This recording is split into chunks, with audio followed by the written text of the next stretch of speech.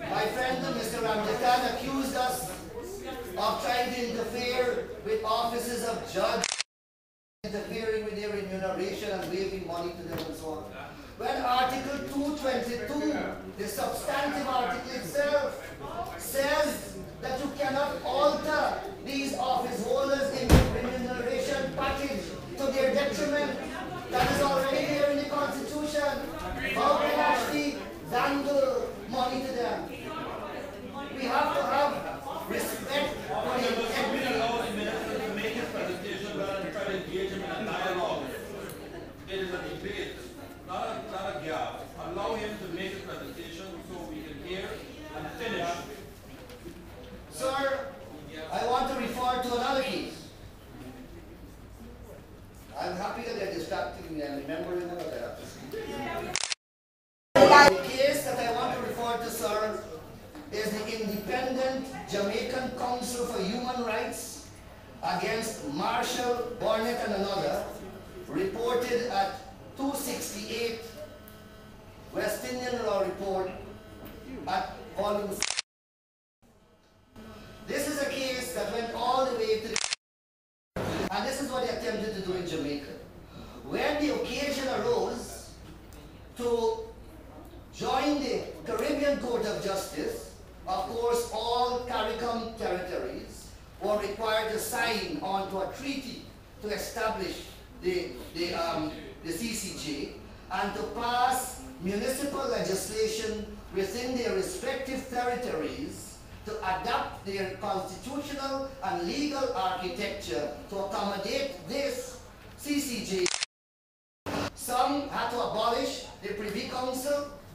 Ours, in our case, we didn't because we had done it before, so we simply had to add a provision to our constitution, which we did in the 2001 process, by the way, to bring in the Privy Council, the CCJ as our final court.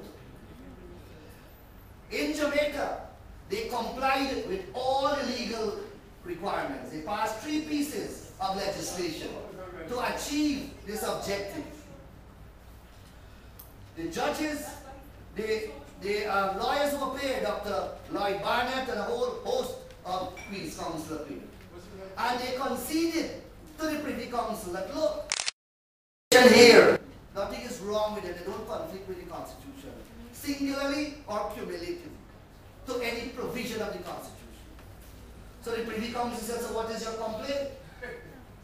They said that the combination of them undermines the whole structure upon which the Constitution rests. Because the Constitution inherently and expressly guarantees independence of the judiciary. And the CCJ Treaty allowed the establishment of the CCJ as part of the court system of Jamaica. They allowed it to be done by ordinary legislation. And it could have been done. However, it would have collided with the substrata and foundation of the Constitution gives holistically to the entire institution of the judiciary. And therefore the spirit of that independence was defeated, not express provision. The spirit was defeated, and the CCJ, the Privy Council, null and void in this case. Defeat all null and void. Here you have a worst case scenario. You have a provision of the Constitution itself, which is being changed by not going through the proper mechanism to change it. The Constitution says that you must do so by a 2/3 majority. Where? Article 222, which must include 222, must include 222A. And I just explained why. And that is why I went into that historical explanation as to why. 222A is up 22. So, sir, this journey that we are embarking upon is one that is going to lead to a constitutional dilemma. A constitutional dilemma. And once again, I will have to advise His Excellency the President to withhold his assent from this legislation. Thank you very much.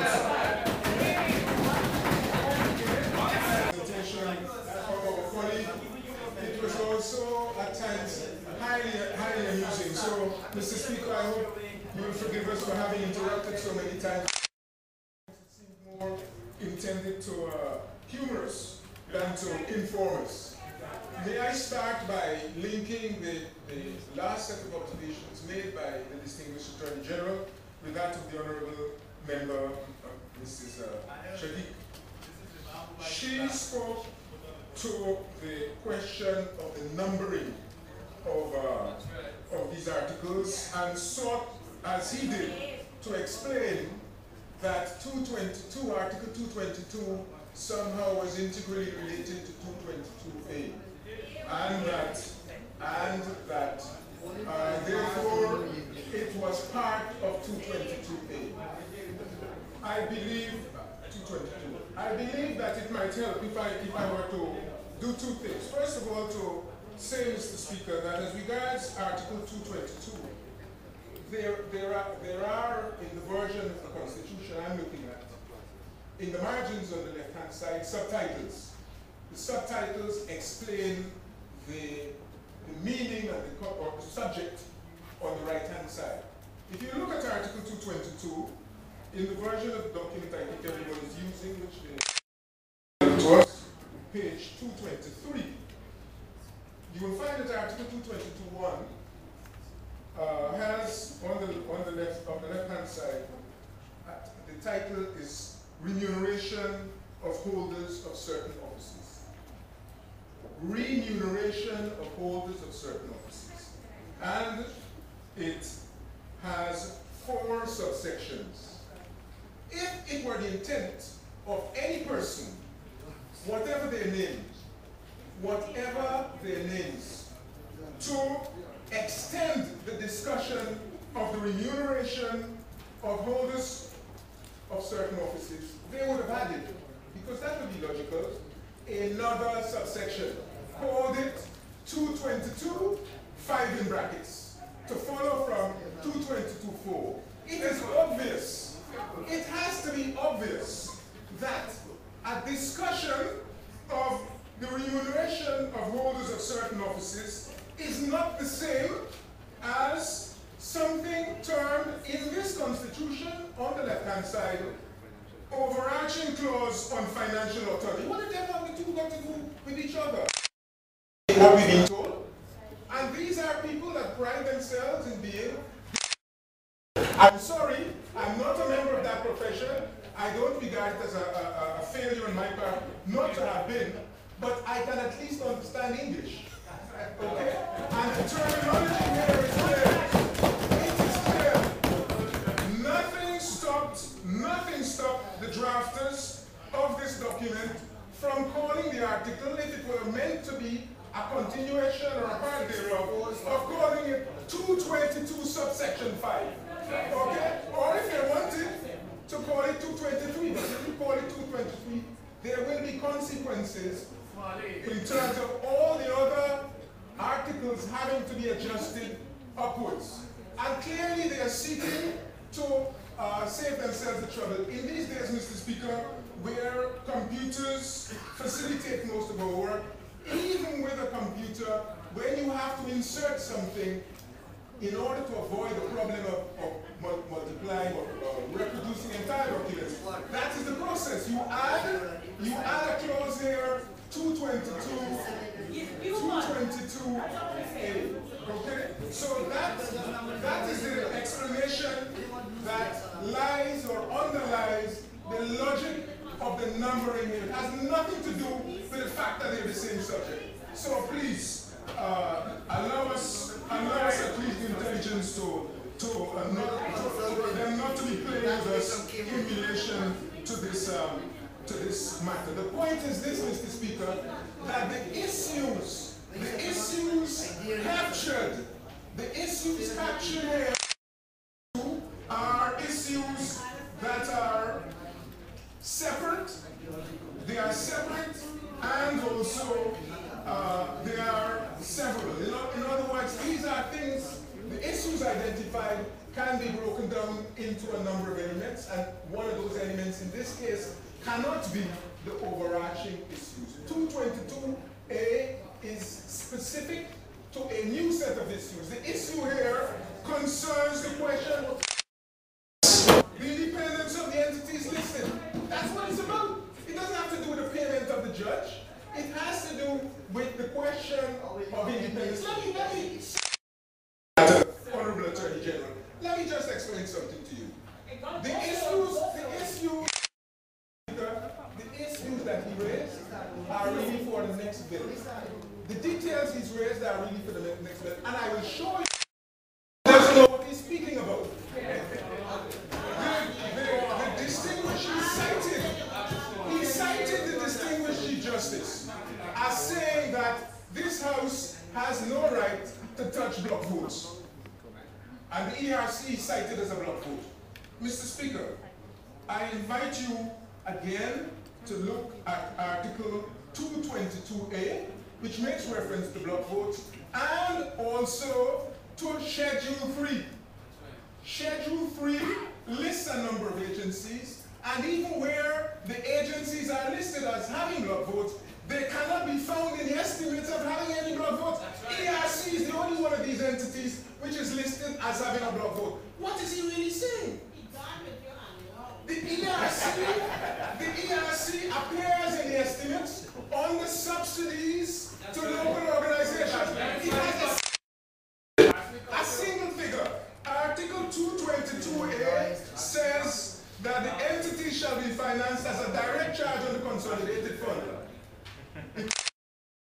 Approved and so forth. But that, it is a block vote, is a single sum. Where is the block vote for the DPP? Where is the block vote for the judiciary? Where is the block vote for the Director of Public Prosecution? There is no block vote. There is no block vote. The DCC, the DPP. I have already explained to the distinguished Minister of Finance that in his own Fiscal Management and Accountability Act, he listed a number of entities.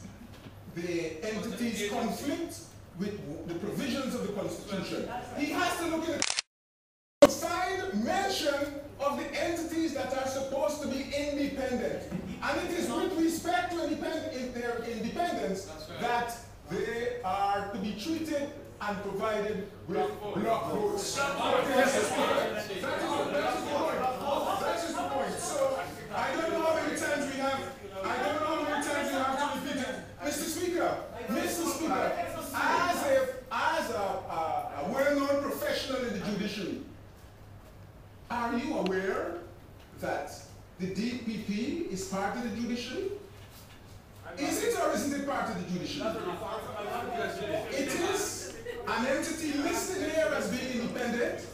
You have taken from your entire judicial service a judiciary, but you have the DPP separate. Okay? Yes, but it is not treated. It's not treated in the same way. In other words, there is no block vote. So that is why it is listed. Mr. Speaker. Appropriately weighted at the level of the Constitutional Reform Committee of Parliament. There was a press release that was supposed to be issued, sir, on the morning of April 23rd. What, you all know? I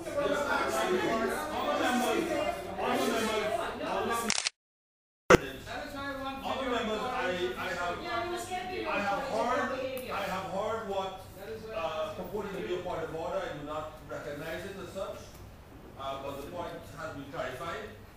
Because what we have is a different. If there are two sets of minutes, no amount of points of order will carry a narrowing to the facts. There are two sets of minutes, two sets transpired, and that is fair. So I will allow Mr. British. Thank you very much, Mr. Speaker. I add nothing to that because it is obviously Solomonic.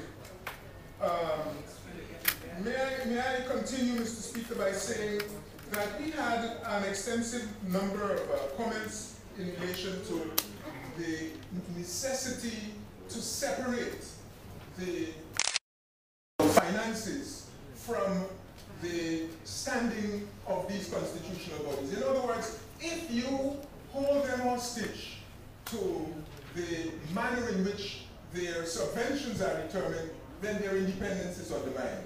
And I heard a number of sometimes quite amusing portrayals of this particular challenge. The issue I think that is of importance here is not whether the government has had any history of devolution of power, and that is another area that can take us the rest of the night to discuss, or certainly can't be proved in the time available to us. But what I want to say is that under the current framework, which is supposed to provide the judiciary with such independence, we had a former Attorney General, and a former Justice of the High Court complaining to the press that the president has powers to deny them payment because they were not taking decisions in keeping with his wishes. Yeah. Okay, so don't come to tell us about independence of the judiciary and that anybody is casting aspersions on the judiciary. The aspersions have to do with the way that the judiciary and constitutional bodies are being managed and attempts to manipulate them to determine, to give decisions that the government finds acceptable. Both of them. Okay? So, don't let us go in that direction. One second, Mr. Greenwich. I recall that former Justice Diane Reinstein may have written about his pension, but I'm not aware of an Attorney General. But be that as it may, I would ask that you, at some time in the near future, provide the actual newspaper articles to which you refer, because those are very strong and potentially damning statements. But I know that there has been something stated in the newspaper, so I'm asking you to provide it, please. Thank you, Mr. Sir, if I may just, in any event, the Attorney General don't have to decide anything. So why would the President have anything in terms of He has been speaking in the context of the management of the judicial architecture, of to borrow the word that is being bandied about this act. But he's not part of the But judiciary. let us be very careful, because these are very, very strong statements. But I know that something was written